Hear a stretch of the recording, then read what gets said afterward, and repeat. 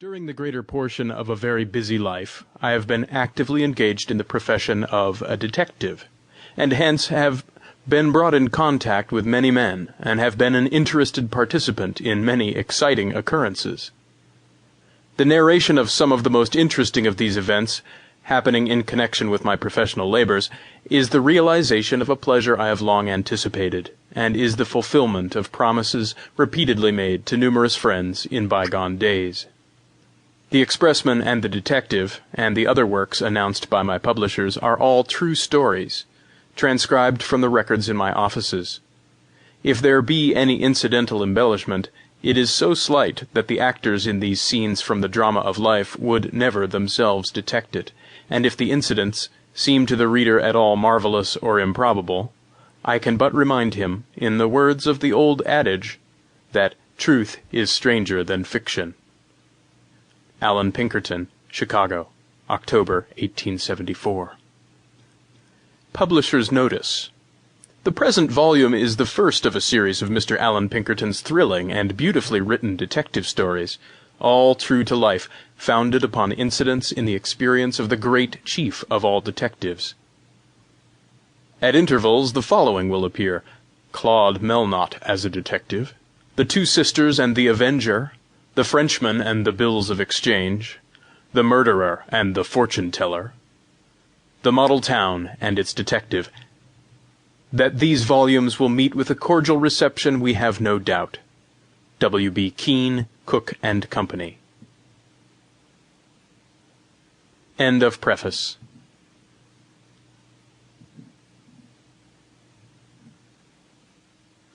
The Expressman and the Detective by Allan Pinkerton. Chapter 1. Montgomery, Alabama is beautifully situated on the Alabama River, near the center of the state.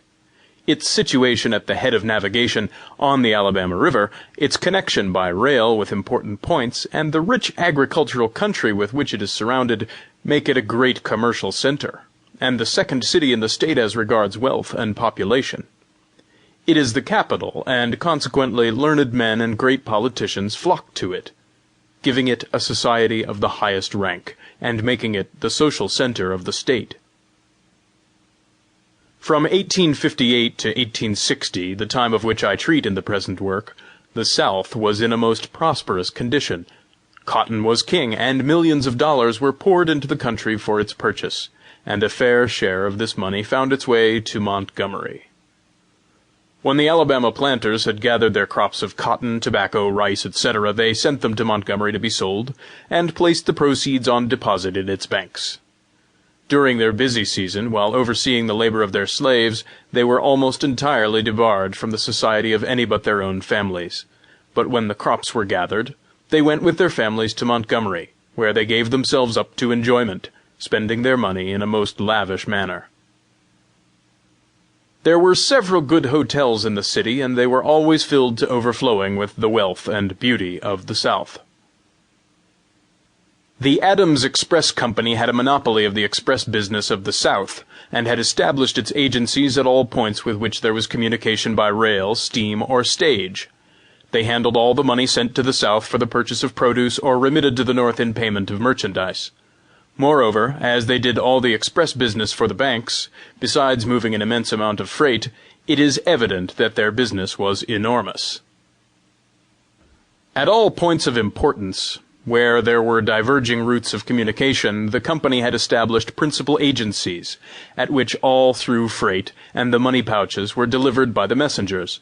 The agents at these points were selected with the greatest care, and were always considered men above reproach. Montgomery, being a great center of trade, was made the western terminus of one of the express routes, Atlanta being the eastern. The messengers who had charge of the express matter between these two points were each provided with a safe and with a pouch. The latter was to contain only such packages as were to go over the whole route, consisting of money or other valuables.